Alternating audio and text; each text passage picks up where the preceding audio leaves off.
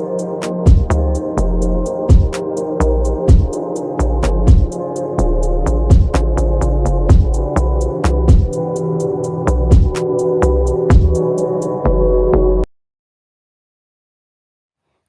dasar filsafat dakwah. Ada 2 poin utama yang akan saya jelaskan. Yang pertama, pengertian filsafat dakwah dan ruang lingkupnya.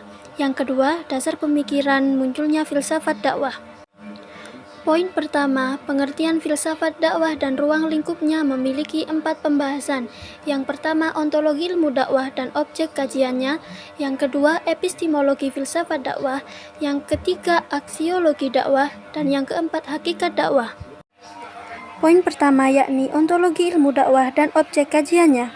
Ontologi merupakan bagian dari filsafat sistematis metafisika.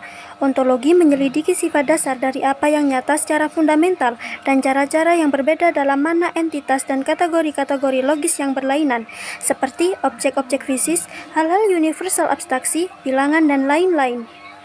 Masalah ontologi dari filsafat dakwah berkaitan dengan pandangan tentang hakikat ilmu atau pengetahuan ilmiah di sekitar persoalan dakwah.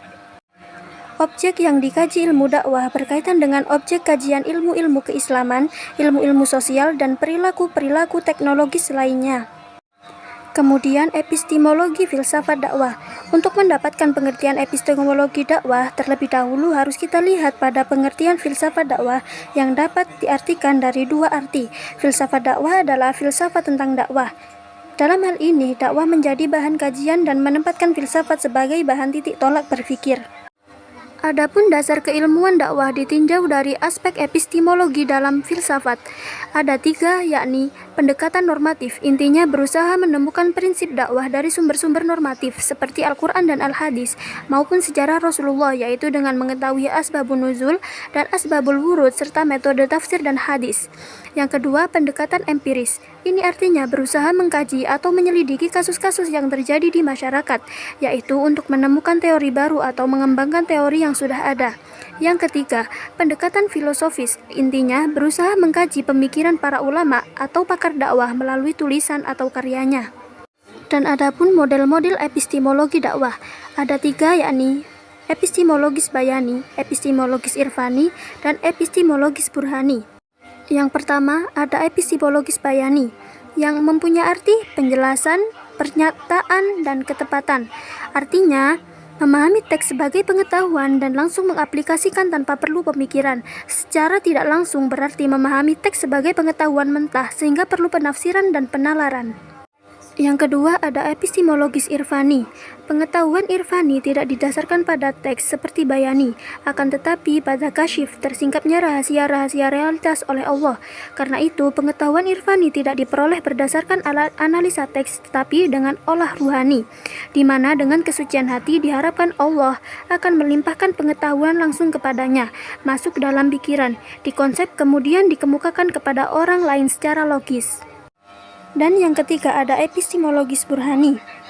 Berbeda dengan bayani dan irfani yang masih berkaitan dengan teks, burhani sama sekali tidak mendasarkan diri pada teks. Burhani menyandarkan diri pada kekuatan rasio dan akal yang dilakukan lewat dalil-dalil logika.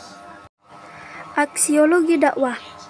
Aksiologi adalah suatu bidang yang menyelidiki nilai-nilai atau value, sedangkan Bramelt membedakan 3 bagian ini dalam aksiologi. Pertama, moral conduct, yaitu tindakan moral. Bidang ini melahirkan disiplin khusus, yaitu etika. Kedua, ethic expression, ekspresi keindahan yang melahirkan estetika.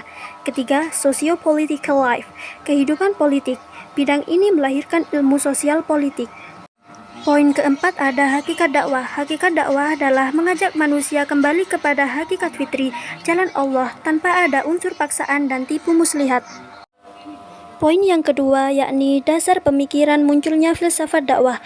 Ada 3 poin penting, yakni hubungan filsafat dan dakwah, tujuan dan fungsi mempelajari filsafat dakwah, dan manfaat mempelajari filsafat dakwah. Dasar pemikiran munculnya filsafat dakwah. Al-Quran menuntun manusia untuk berfilsafat. Al-Quran mengajak manusia berdialog, baik dengan alam maupun dirinya sendiri. Al-Quran menghargai penggunaan akal. Hubungan filsafat dan dakwah. Filsafat adalah induk dari semua ilmu, sehingga filsafat dan dakwah sangat berhubungan. Dakwah memiliki hubungan yang erat dengan komunikasi, karena kegiatan dakwah adalah kegiatan komunikasi. Tujuan dan fungsi mempelajari filsafat dakwah.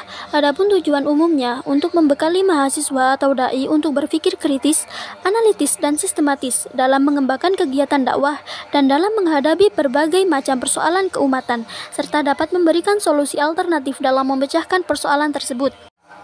Dan adapun fungsi mempelajari filsafat dakwah yakni mengesahkan Tuhan pencipta alam semesta, mengubah perilaku manusia, membangun peradaban manusia yang sesuai dengan ajaran Islam, dan menegakkan kebaikan serta mencegah kemungkaran. Dan yang terakhir ada manfaat mempelajari filsafat dakwah, yakni menjadikan orang mampu untuk menangani pertanyaan mendasar manusia yang tidak terletak dalam wewenang metodis ilmu-ilmu khusus. Jadi, filsafat dakwah membantu untuk mendalami pertanyaan-pertanyaan asasi manusia tentang realitas, filsafat teoritis, dan lingkup tanggung jawabnya, filsafat praktis. Kemampuan itu dipelajarinya dari luar jalur secara sistematik dan secara historis.